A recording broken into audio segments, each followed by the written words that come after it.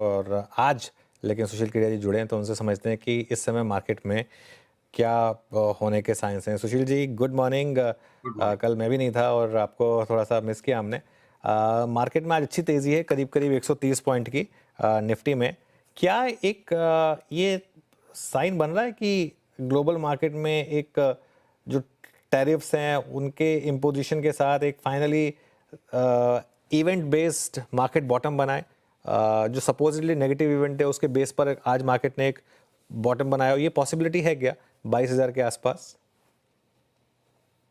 Global markets और Nifty आपने दोनों बातें पूछी है। पीसीआर से मेरा अनुरोध होगा कि मेरी स्क्रीन को तब तक वो शेयर करें। अनुज, नैस्डैक और एसएंडपी जिस पे हमने एक बड़े करेक्शन का कॉल लिया था, कल परसों में हमने अपने क्लाइंट्स को एक रिवीजन भेजी है कि हम वो लंबी मंदी की नैस्डैक और एसएंडपी में कॉल को एक बार के लिए फिलहाल पोस्टपोन कर रहे हैं। संभव है, काफी हद यहाँ संभव है कि नैस्डैक और एसएंडपी जिस पे हम ज्यादा बेरिश थे, वो भी एक मिड करेक्शन दे के खाली रह गए हों और 15% तक का उछाल नैस्डैक और एसएनपी में भी अब यहाँ से बनना संभव है, जिसकी कंफर्मेशन शायद आज रात को या कल तक होगी। देखिए वो चार्ट आ गई मेरे स्क्रीन पे, तो जो डाउन ट्रेंड लाइन है ना, हरी वाली लाइन, देखिए ये जब क्रॉसओवर हमें दे देगी, ये आज और भी ऊपर चला गया अगर नैस्डैक यहाँ से, नैस्डैक में एक बार 23,000 का कॉल ट्रिगर हो सकता है। समय का अभाव इसलिए मैं एसएनपी की चार्ट को नहीं दिखा रहा हूँ। सिमिलर टाइप का स्ट्रक्चर एसएनपी में भी है। जिस तरह की पैराबोलिक अपमूव डैक्स में आ गई, मान लीजिए 23,000 से 22,000 की निफ्टी ना, हमको अंदाज भी नहीं लगा, सांस लेने के पहले भड़ाक से आ गया। उसी तरह अगर ये अपवर्ड मेल्टडाउन भी दुनिया के कुछ मार्केट्स में हो रहा है, जैसे डैक्स में हो रहा है, तो यहां से अगर रिबाउंड बनेगा तो वो इतना फास्ट बन सकता है। इसलिए हम बहुत ही सिलेक्टिव हैं कि अगर शॉर्ट करेंगे तो कोई गिने चुने स्टॉक्स को करेंगे। 500 700 पॉइंट 800 पॉइंट निफ्टी का कमाने का मौका छूट गया तो छूट गया, ये स्टांस हमने लिया हुआ है। 30,000 एक ही मिनट में नहीं आएगा। अब एक चार्ट मैं आपको और दिखाना चाहूंगा, जो मेरा अनुरोध बहुत जरूरी है। चाइना जिसको लेके बड़ा कोहराम सबने मचाया हुआ है, वो चार्ट को प्लीज देख लीजिए। ये देखिए आपकी एक सेकंड, ये कंपोसाइट बहुत ज्यादा इंडिसेस हो गई है चाइना में। ये देखिए, श- हम अगर इसी को ले लेते हैं, टोटल रिटर्न इंडेक्स को, चाइना के अंदर देखिए, मैं आता हूं इस पे, एक मिनट। टोटल रिटर्न इंडेक्स पे मार्किंग अलग है। हाँ, ये रहा कि चाइना में बहुत बड़ी तेजी है। उसके पहले हमें ये समझना पड़ेगा कि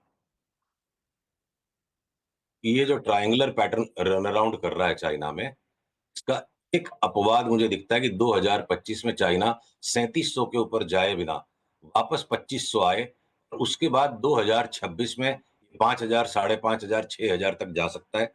तो जो चाइना की तेजी से घबराहट है, मुझे लगता है वो घबराहट 2026 के लिए होनी चाहिए, 25 के लिए नहीं होनी चाहिए। चाइना ने एक जो स्पाइक दिया और थोड़ा अपवर्ड पुश देने के बाद बाकी पूरा साल भर ये आहिस्ता आहिस्ता आहिस्ता आहिस्ता नीचे मियांडर करता रहे, ये संभावना बिल्कुल स्पष्ट है कि ये पॉसिबल है। इसलिए सिर्फ चाइना फैक्टर को देख के डर डर के कि सारा पैसा चाइना ले जाएगा, निफ्टी में नहीं आएगा। और अब मैं लौटूं आपके निफ्टी के सवाल पे, तो ये देखिए, बिल्कुल यहाँ बेचना महामूर्खता का काम है, लेना उतावली का काम है। अब अगर आज ये 22,340 के ऊपर अगर निफ्टी फ्यूचर चल पड़े हैं, और अगर ये क्लोजिंग भी आज मेरे को अगर आज ये क्लोजिंग मिल जाती है 22,280 के ऊपर, अभी 340 का भाव है, तो हम आज डेफिनेटली निफ्टी फ्यूचर्स में भी लॉन्ग करेंगे। इंडिविजुअल स्टॉक फ्यूचर्स में जिनमें लॉन्ग हो रही है, अगर 22,280 की क्लोजिंग स्टॉप लॉस के साथ ओवरनाइट कैरी करना है कि नहीं पोजीशन, ये 22,280 के ऊपर अगर मुझे क्लोज देता है तो मैं इसको लॉन्ग को लेके डेफिनेटली चलूंगा। अगर ये कोई कारण से मेरी लॉन्ग आज कट भी जाती है, कल 22,220 के नीचे जब तक नहीं जाएगा तो हम वापस इसको लॉन्ग लेने की कोशिश करेंगे। बैंक निफ्टी की चार्ट और ज्यादा स्पष्ट है। डाउनवर्ड जो रेजिस्टेंस लाइन आज उसका क्लियर कट क्रॉसओवर हो गया। I think initial jump upwards में पहले 1,000 पॉइंट निफ्टी के बैंक्स ही लीड करेंगे, और उसके बाद अलग अलग सेक्टर्स की रोटेशन आएगी। बैंक्स बैंक्स लीड करेंगे आपने कहा, लेकिन सिंस आपने नैस्डैक में 15% रैली की बात की, आज क्या आईटी में एक फ्रेश रैली की शुरुआत माने, या फिर क्योंकि सबसे ज्यादा बीट एंड डाउन स्पेस थी आज निफ्टी आईटी देखिए आप लीड कर रहा है क्लियरली, और सारे आईटी के जो बीट एंड डाउन स्टॉक्स हैं उनमें एक अच्छा मोमेंटम आ रहा है, तो इसको किस तरीके से मानेंगे आप? देखिए, आईटी भी एक्सट्रीम ओवरसोल्ड है। और एक्सट्रीम ओवरसोल्ड से ये रिबाउंड दे देगा, इसमें कोई डाउट नहीं है। सभी चीज रिबाउंड दे देती जब एक साथ बाजार चलता है। अभी भी हमारे को जो तेजी लगती है उसमें मान लो फॉर एग्जांपल हमको बजाज फिनसर्व और बजाज फाइनेंस में अगले 6 महीने में बहुत खराब भाव नीचे का दिखता है, वो भी रिबाउंड दे देंगे। पर अनुज, अगर सीएनएक्स आईटी की चार्ट को मैं देखूं, मेरे को एक रिबाउंड सा ही दिखती है। 36,000 के लेवल से अगर ये बढ़ के 41,100 तक भी हो जाए, 41,000 हो जाए, और उसके बाद फिर लुढ़क जाए तो बड़ी बात नहीं है। हाँ, ट्रेडर्स के लिए अब यहाँ कोई आईटी के भी स्टॉक्स में शॉर्ट रहने का मतलब नहीं बनता है, घूम चुका है बाजार यहाँ से। और एक बार इसमें 2,500 3,000 पॉइंट तक की रैली संभव दिखती है। उससे ज्यादा का विजन मैं अपनी चार्ट्स पे अभी ले नहीं पा रहा हूँ। सिंस आईटी अभी बैंक भी निफ्टी मुझे लगता है अंडर परफॉर्मर सेक्टर होगा, जो बाकी बाजार के साथ रिबाउंड देगा, पर बड़े आउट परफॉर्मेंस दूसरे सेक्टर्स में है।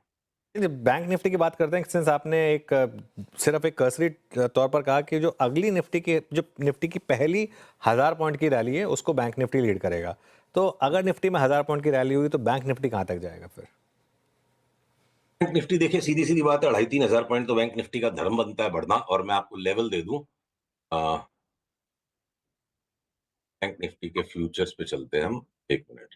हाँ, देखिए फ्यूचर्स आ गए स्क्रीन पे मेरे। बैंक निफ्टी फ्यूचर्स के अंदर में इवेंचुअली देखिए अनुज, तक ये 27,000 की निफ्टी आएगी, जो आपका कॉल था 26,000 पे हम सारे अटक गए कि 27,000 आ जाएगा। ठीक है, हम लोग चार्ट के हिसाब से बेच गए थे कि वापस जो 27,000 की निफ्टी आते आते 56,000 की बैंक निफ्टी हो जाएगी। और फिलहाल के लिए अगर ये ब्रेकआउट दे देता है, इसका अगला रेजिस्टेंस 50,000 है, और उसके बाद वाला रेजिस्टेंस 50,600, अगला रेजिस्टेंस उसके बाद 52,400, उसके बाद 56,000। हम ये 3 लेवल्स पे से काम कर रहे हैं। बीच बीच में अपने स्टॉप लॉसेस को संभालना पड़ेगा। स्टॉप लॉस लगेंगे भी तो हम शॉर्ट नहीं करेंगे, वापस से री एंट्री करेंगे लॉन्ग में। Okay, stock specific Sushil ji, यहाँ पर क्या क्या है आपके पिटारे में आज, कहाँ कहाँ पर आपको बाय या सेल आइडियाज दिख रहे हैं? जैसा कि अपनी बात हुई, इवन अगर आईटी के स्टॉक्स भी बड़ा रिबाउंड दे जाएंगे, 8-9% अगर इंडेक्स बढ़ जाएगी, तो लार्ज वाले स्टॉक्स 12-13% बढ़ सकते हैं। और उनको मैं अगर सबसे बड़ा अंडर परफॉर्मर कह रहा हूँ, तो एचपीसीएल, बीपीसीएल, उनके साथ साथ ओएनजीसी। अब भारत की एनर्जी डायनामिक्स चेंज हो चुकी है। जब भी क्रूड का भाव जोर से बढ़ता है, सजा भारत को नहीं मिलती है, भारत का फायदा होता है। रिफाइनर्स को भी, ऑयल वेल कंपनीज को भी, जो ऑयल ओन करती है ओएनजीसी, नुकसान होता है यूरोपियन प्लेयर्स का। एचपीसीएल, बीपीसीएल, ओएनजीसी, आईओसी, सारा सारा ऑयल पैक। उसके बाद मैं ऑटोस के भी पैक के अंदर में, मतलब जैसे बैंकों के पीछे पीछे जो रेट सेंसिटिव्स है, तो ऑटोज और ऑटोज एंसिलरीज में मेरे को लार्जेस्ट गेनर्स दिखते हैं। भले ही रियल एस्टेट का मार्केट विचित्र सा हो रखा है, बॉम्बे में भाड़े खाली बढ़ते जा रहे हैं, आउटराइट का भाव लास्ट 6 महीने से दबा हुआ है, बल्कि सॉफ्ट एंड ही हो रहा है।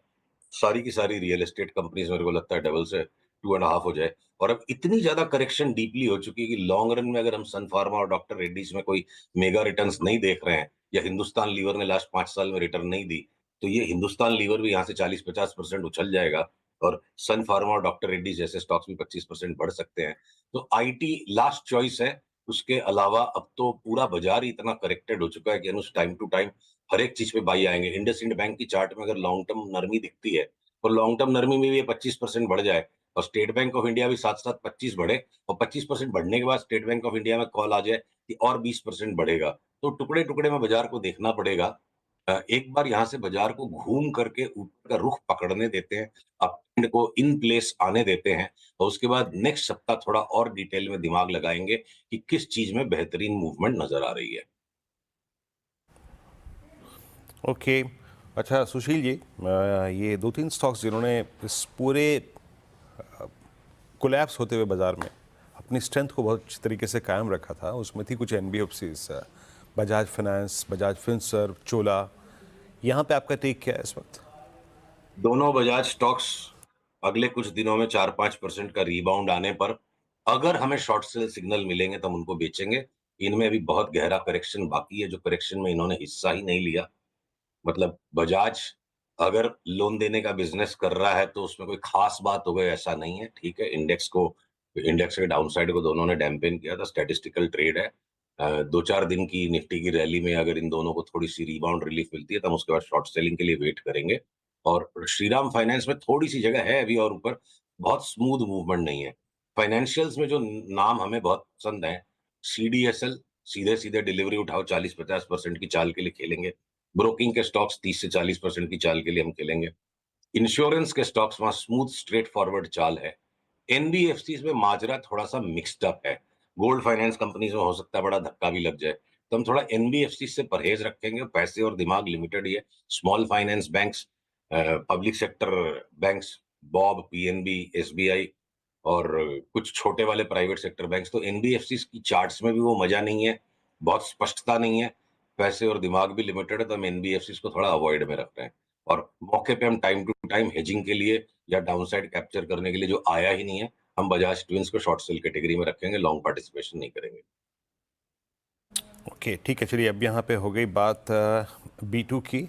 अच्छा, एक चीज़ और देखिएगा सुशील जी, सिंस आप ग्लोबल मार्केट्स के सेटअप को, चाइनीज़ मार्केट को थोड़ा सा यहाँ पे एक्सप्लेन भी कर रहे थे, ये निफ्टी मेटल इंडेक्स जो है वो करीब करीब 8494 पे, और बीते मेरे ख्याल से मिड जैन से लेकर 3-4 बार इसने इसी जोन को टेस्ट किया। एक दो स्टॉक्स मेटल से बहुत अच्छा कर रहे थे, फॉर इंस्टेंस हिंडाल्को। मेटल में क्या कर रहे हैं आप इस वक्त? मेटल में हम बहुत बड़ी तेजी का इंतजार कर रहे हैं। देखो, अगर आपने निफ्टी मेटल इंडेक्स का ही नाम लिया है, तो पीसीआर अगर ये चार्ट दिखा पाता है तो मैं आपको चार्ट के सहारे दिखाऊं। हम इसको न्यू हाई में भी जाता हुआ देखेंगे और सिग्निफिकेंटली हायर हाई बनेगा इस पे।